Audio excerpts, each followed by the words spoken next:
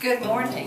Welcome to Fully Alive Radio. And my name is Libby Smith, and my guest this morning is Ed Bacon. And the topic for our Fully Alive Radio Getting to Know You talk this morning is fermentation. We could go to one of these stores where they have little kits and basically kind of get some parts and mix them together and set them aside for a while and let the beer get made. Or there's a very much more complex process where you actually have to choose all the elements. So I understand you like to really do that kind of beer brewing. There's all grain, partial grain, and then you have extract, which is, you can use liquid extract or dry extracts. I use all grain. It gives you a lot more flexibility, and just the process of making the beer, and since this is about the fermentation and being fully alive, the chemistry that's involved is a lot like, our faith as people, or at least our cycles of life as people.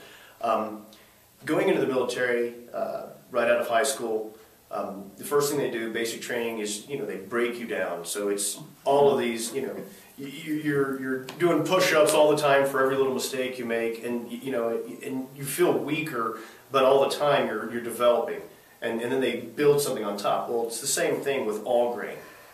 The warm water in the mash, it actually breaks the sugars apart from the grain itself, and then it basically, depending on the temperature of the mash, you end up with sugars that are fermentable and sugars that aren't. So that's where you get either a higher alcohol content or a sweeter beer. And so, that's kind of the thing, is so you start by kind of breaking down some things and kind of, like being retrospective to yourself. Look at what do you want to change. And that's the first step. I don't really believe 100% in any of the Skinner or Freud or anybody else or genetics. I think that there's all of these little things that go in that make us who we are, and it's the same thing with beers. Every adjustment to the hop, which is used for preservation or for additional aroma, and the yeast, every element that you add in there, including the water, depending how much how alkaline the water may be, or how, what kind of minerals may be in the water. Every one of those things makes changes to the beer. And so that's what I find fascinating. I think that that's why the monks have been doing it, and that's why, to me, it's a very moving experience to sit there and learn the patience, and every time you do it and you make just the slightest change, you have something different to deal with.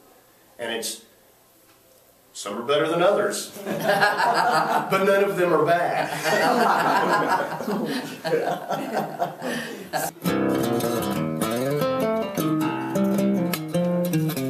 You mentioned about hops, and very interestingly, some of us were at a monastery down in New Mexico, Christ in the Desert, and the monks there have been making beer for a couple of years now. And they actually now are growing their own hops.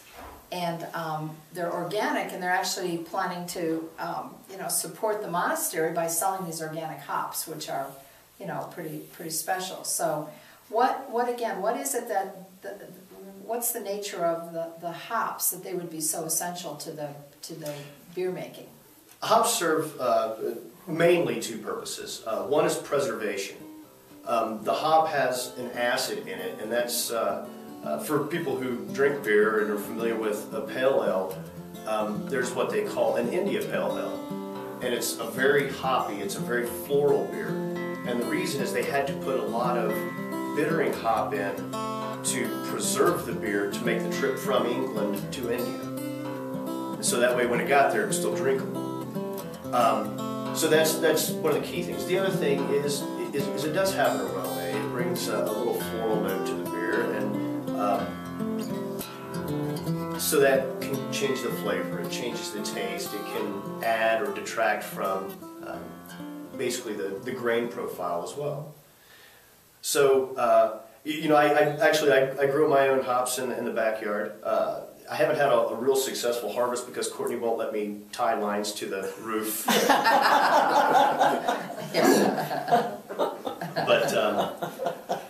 Yeah, and you know, depending on what you want for the acid and for the preservation, and what you want the floral note to be for the flavor, is basically what will drive which hop you select, and it also drives when you want to put it into the boiling wort, and the wort being basically the sugar water after you take the grain out. So we're hearing that there's some interesting parts that go into it. First of it's selecting kind of the elements that you want, and you know, every little change can make a difference in that. Then we've got this preserving kind of element to it. And the other thing you told me about that was actually one of the parts that you find pretty sort of fulfilling in a sense is the part where you got to wait. Yeah. The patience piece. It's probably a good thing that you can't just put some stuff together and drink the beer at the end of the night. But yes, I have, in case you can't tell, I fidget a lot. I have a real issue with patience. I'm very hyper person. It's one of the tools that I use to help develop my patience. You know, when you're mashing the grain, so you've got it sitting in the hot water, it doesn't just break down immediately. You can't put it in the hot water and then 5 minutes later, you know, drain it off. So, you know, using all grain, I use an acid rest, which, you know, takes time, and then the actual mash in, and so all of this stuff, you know, you spend just home brewing a little 5 gallons, you know, you'll spend 9 hours before you can even put it in the fermenter, between mashing it in, boiling it up, and everything like that. So it makes for a long day, and it gives me an opportunity to be reflective, because when I'm making beer, I'm just sitting there. It's the only time that I'm ever quiet. I mean, as you said, people pick me out because I have opinions and I like to share them. And so, since it's something that I do either in solitary or with, there's a couple of close friends that I brew with, and but it's the people that you can just sit in the room with and not have to have a lot of discussion or interaction. And so you kind of find yourself at peace. Mm-hmm.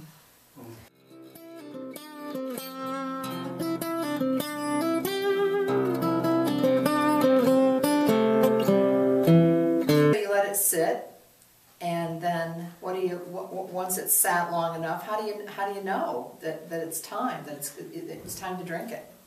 Well, typically, depending how much sugar is in there to be fermented, will drive it, and so you know, I use fermentation locks that basically bubble so long as they're still putting out CO2, and you just wait for that to stop. But typically, I just give it about 2 weeks. Mm-hmm. But then it's still not ready to drink because I bottle, I don't keg. And so then you have to do what is considered as bottle conditioning. So then you add a little bit more sugar so it'll ferment to give you some CO2 in the bottles, and then you put the beer in the bottles and stash it away somewhere for a couple more weeks while the CO2 builds up. Sometimes you want to leave it a couple of months, depending on the type of beer you're doing, to let it smooth out as well. Because, you know, in 2 weeks you'll open one and it may not be that good yet.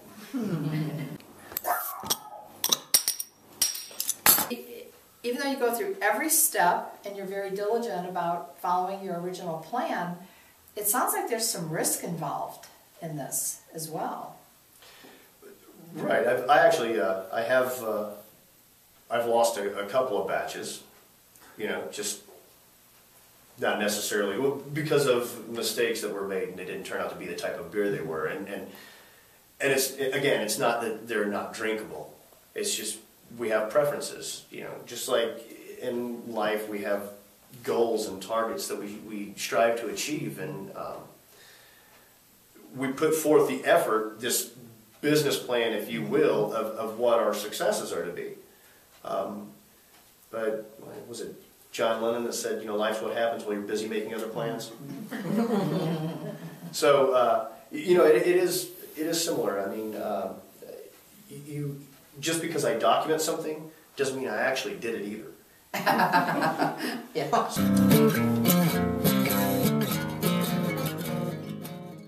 to Belgium, where there are 800 different kinds of beers, and you could try 650 of them. You know, yes, it's like the New Belgium Brewery is one of my favorites, and just the idea of the founder. He was an engineer by trade, and he made a trek across Belgium on the bicycle, which is the basis of the fat tire. And so it's really a really great history. I would love to do that because Belgian beers are probably my favorite, followed by German beers. But no, I think I'd rather just make my own, because otherwise you're still tied to somebody else's idea. I mean, I still drink other people's beer. It's just You're so open-minded. And